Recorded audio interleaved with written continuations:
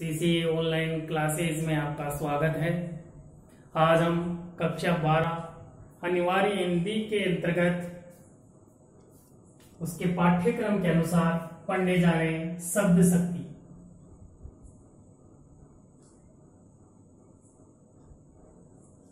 शब्द शक्ति से संबंधित पेपर में पांचवा प्रश्न शब्द शक्ति से संबंधित होता है। ये परीक्षा में 2 अंक का आता है। 2 अंक का आता है। शब्द और शक्ति का अलग अलग अर्थ हम देखेंगे। शब्द किसे कहते हैं? शब्द होते हैं वर्णों का सार्थक समूह है।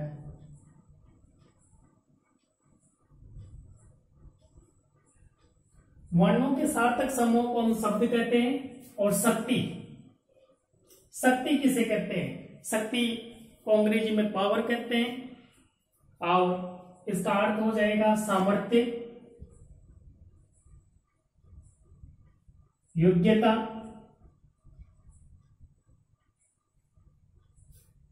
तो शब्द शक्ति का अर्थ हुआ जिन शब्दों के द्वारा अपने सामर्थ्य का प्रदर्शन किया जाता है उन्हें शब्द शक्ति कहते हैं। पाठ्य पुस्तक के अनुसार इसकी परिभाषा हो जाएगी, वर्णों के सार्थक समूह को शब्द कहते हैं, किंतु किसी शब्द का अर्थ उसके प्रयोग पर निर्भर करता है। अतः शब्द के अंतर्निहित अर्थ को प्रकट करने वाले व्यापार को शब्द शक्ति कह देते हैं। तो इसकी परिभाषा हो जाएगी,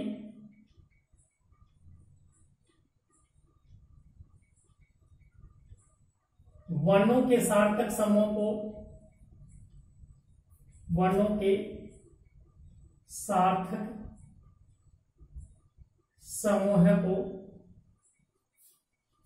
शब्द कहते हैं, किंतु शब्द का अर्थ उसके प्रयोग पर निर्भर करता है। प्रयोग पर निर्भर करता है।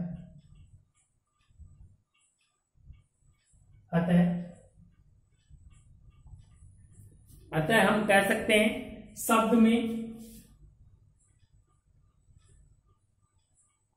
अंतर्निहित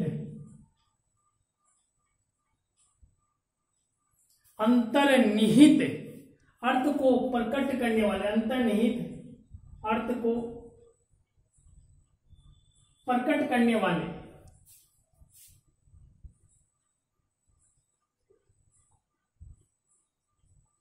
व्यापार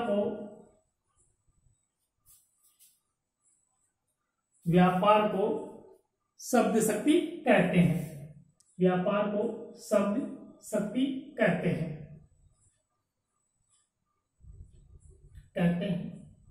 तो इसको समझते हैं। देखो, वर्णों के सार्थक समूह को तो हम शब्द कह देते हैं, किंतु शब्द का अर्थ उसके प्रयोग पर निर्भर करता है। जैसे हम जिस शब्द का जिसके अनुसार प्रयोग करते हैं उसी के अनुसार उसका अर्थ स्पष्ट होता है। अतः शब्द में अंतर्निहित अर्थ को प्रकट करने वाले व्यापार को शब्द शक्ति कहते हैं। जैसे हम देखते हैं विगत परीक्षाओं में आए हुए प्रश्नों को, 2018 में प्रश्न आया था चमेली का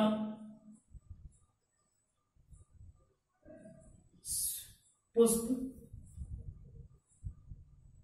श्वेत वर्ण का सुगंधित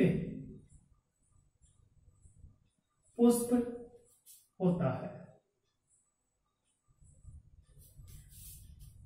2019 में आया था सुरेश हॉकी खेलते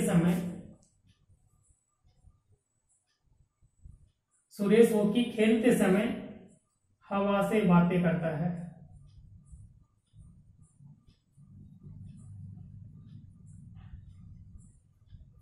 2020 में आया, सीधा सा प्रश्न आया था, अभिधा शब्द शक्ति किसे कहते हैं?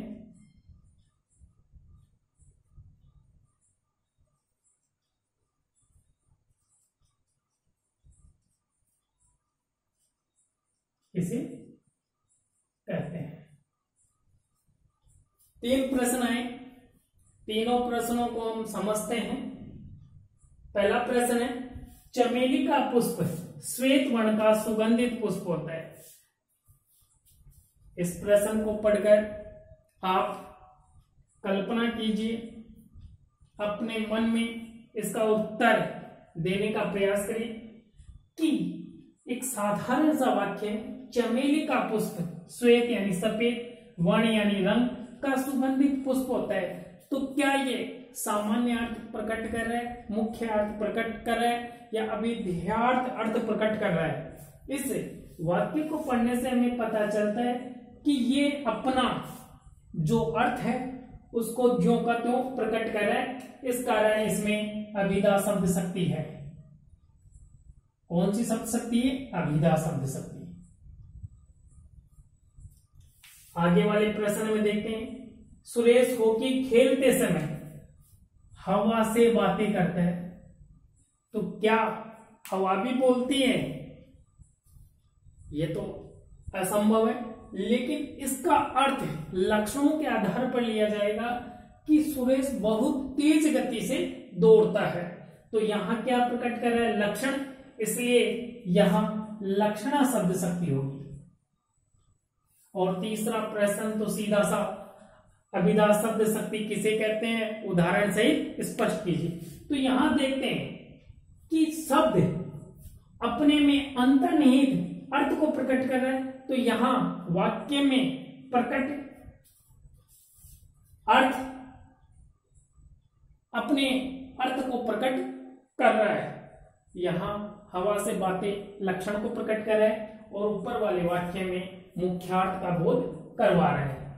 इसलिए हम कह सकते हैं वर्णों के सार्थक समूह को शब्द कहते हैं, किंतु शब्द का अर्थ उसके प्रयोग पर निर्भर करता है। अतः शब्द में अंतर्निहित अर्थ को प्रकट करने वाले व्यापार को शब्द शक्ति कहते हैं। शब्द की शक्ति असीम होती है। शब्द उच्चारण के साथ ही, जैसे ही हम शब्द का उच्चारण करते हैं, हमारे मन, कल्पना और अनुभूति पर प्रभाव डालने लगता है। जैसे अचार या चटनी का नाम लेते ही हमारे मुख में पानी भर आता है, एवं भूत या सांप का नाम सुनते ही मन में भय का संचार होने लगता है। यह अर्थगत प्रभाव है। अतः हम कह सकते हैं कि जिस शक्ति के द्वारा शब्द का यह अर्थगत प्रभाव पड़ता है उसे ही शब्द शक्ति कहते हैं। अर्थात शब्द का अर्थ बोध कराने वाली शक्ति ही शब्द शक्ति कहलाती है। अर्थ के आधार पर शब्द 3 प्रकार के होते हैं। शब्द 3 प्रकार के होते हैं, वाचक शब्द, लक्षक शब्द,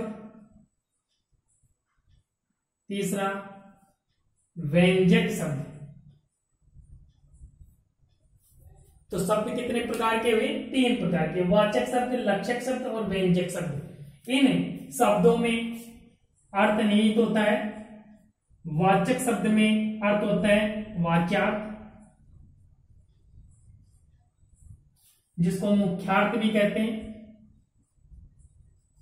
और जिसे अभिधेयार्थ भी कहते हैं।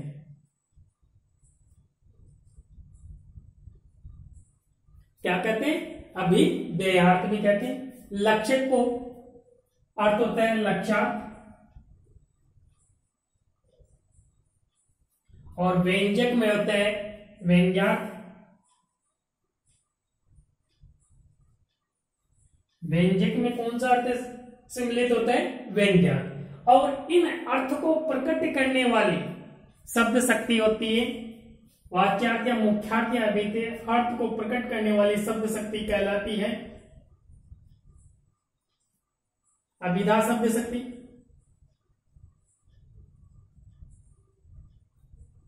लक्ष्यक और लक्ष्यार्थ अर्थ को प्रकट करने वाली शब्द शक्ति कहलाती है लक्षणा शब्द शक्ति, और व्यंग्यार्थ को प्रकट करने वाली शब्द शक्ति कहलाती है व्यंजना शब्द शक्ति। कौन सी शब्द शक्ति कहलाती है? व्यंजना शब्द शक्ति।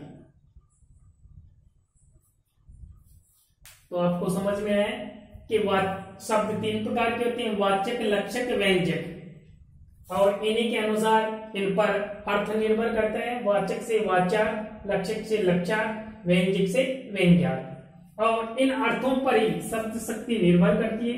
वाचार्थ से अभिधा शब्द शक्ति, लक्षार्थ से लक्षणा शब्द शक्ति, और व्यंग्यार्थ से व्यंजना शब्द शक्ति निहित होती है।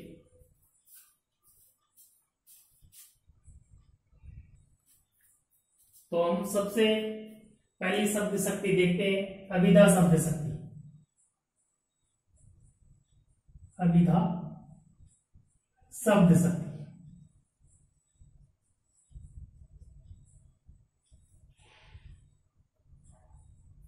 नाम से ही पता चल रहा है कि इसमें मुख्य अर्थ लिया जाता है। मुख्यार्थ का बोध कराने वाली शब्द शक्ति अभिधा शब्द शक्ति कहलाती है।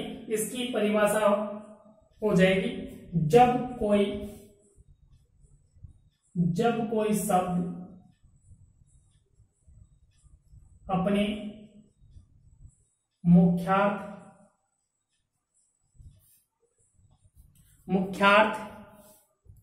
लोक प्रचलित या लोक प्रसिद्ध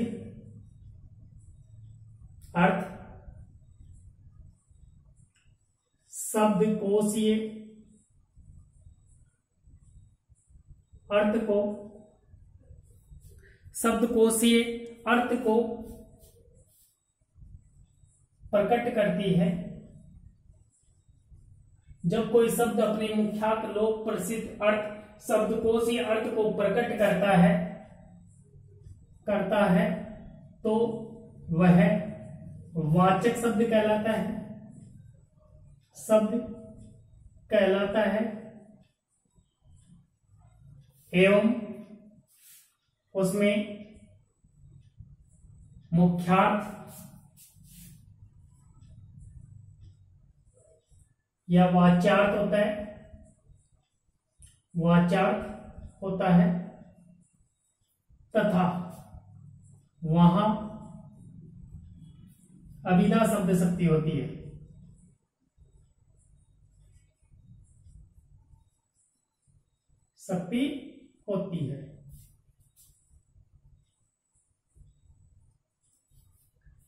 जब कोई शब्द अपने मुख्यार्थ यानी मुख्यार्थ लोक प्रसिद्ध अर्थ जो संसार में प्रसिद्ध अर्थ है शब्दकोशीय अर्थ को प्रकट करता है तो वह वाचक शब्द कहलाते हैं एवं उसमें मुख्यार्थ वाच्यार्थ होता है तथा वहां अभिधा शब्द शक्ति होती है। जैसे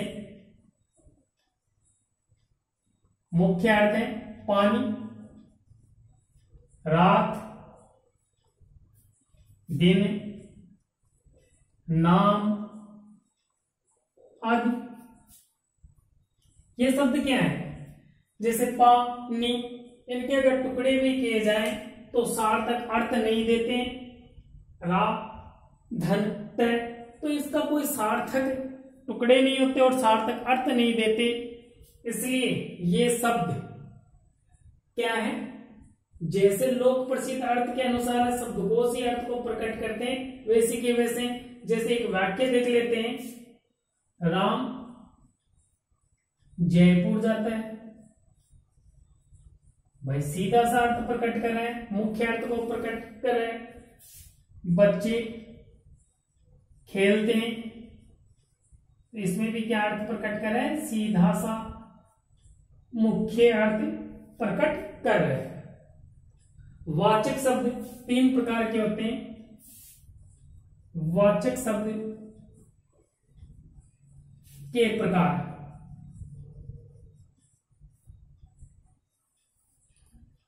जैसे रूढ़, यौगिक, और योग रूढ़।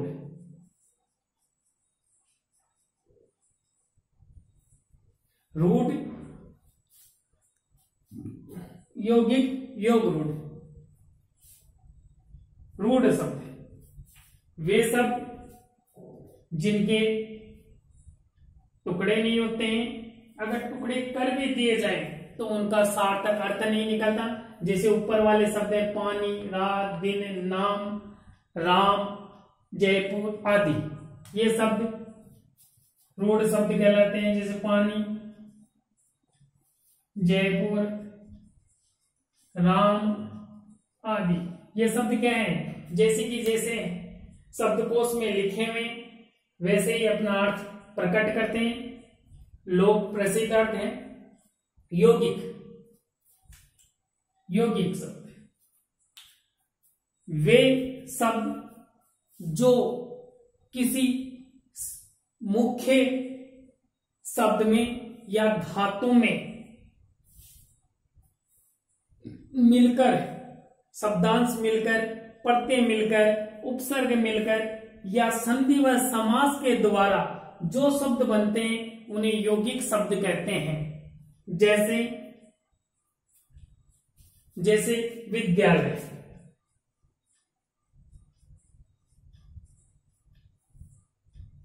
जैसे पाठशाला, जैसे स्नानागृह या स्नानाघर,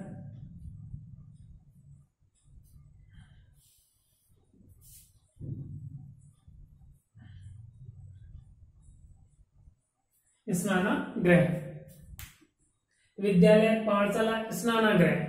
तो ये क्या है? यौगिक है, यौगिक है। ये शब्द बना है विद्या, धन, आल्य से। ऐसे ही शब्द बना है पाठ, धन, शाला से।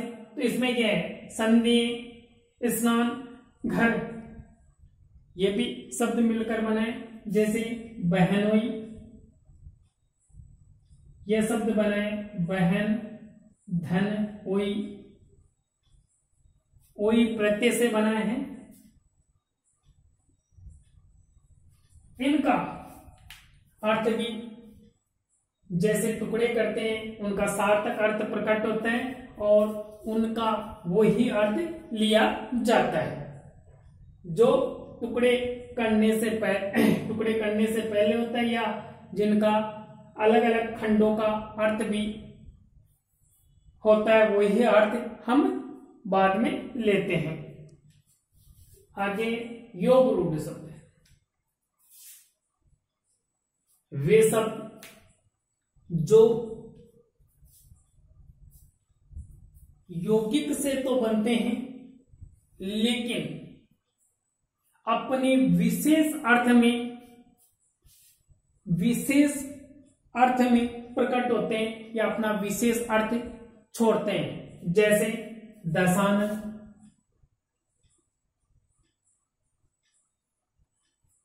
गजानन, जैसे दशानन, गजानन,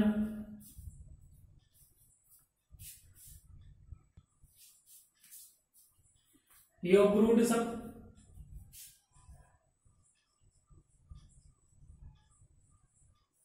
योग रूढ़ शब्द जब किसी यौगिक शब्द से किसी रूढ़ अथवा विशेष अर्थ का बोध होता है, अर्थात किसी दूसरे ही विशेष अर्थ का बोध कराएं, उसे योग रूढ़ शब्द कहते हैं।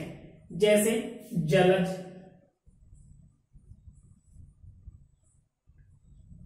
जलज, जल, धन, जय, जलज, जल यानी जल, जय यानी जन्म, जल में उत्पन्न होने वाला।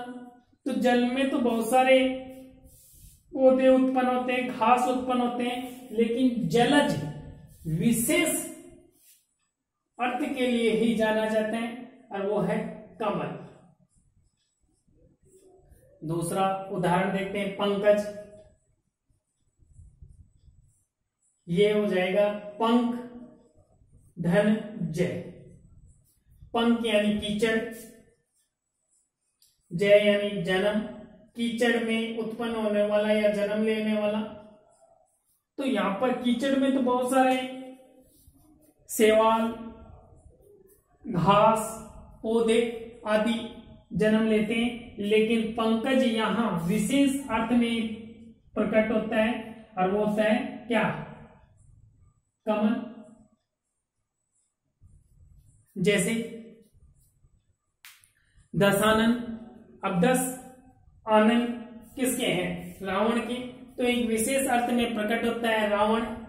गजानन, गज का है मुख, हाथी का जिसके मुख है कौन है? गणेश। तो एक विशेष अर्थ में प्रकट होता है, इस कारण इनमें भी अभिधा शब्द शक्ति होती है। तो आपको अच्छी तरह समझ में आ गया होगा अभिधा शब्द शक्ति। अभिधा शब्द शक्ति में वाचक शब्द होता है। वाचक शब्द 3 प्रकार का होता है, रूढ़, यौगिक और योग रूढ़। मैं आशा करता हूं इससे संबंधित जो भी प्रश्न आएगा वो आपका गलत नहीं होगा। आजकल पैटर्न चेंज हो रहा है, कई बार शब्द शक्ति की परिभाषा व उदाहरण पूछ लेता है, कई बार कोई वाक्य देखकर उसमें पूछता है कि इसमें कौन सी शब्द शक्ति है। जैसे राम ने दशानन को मारा।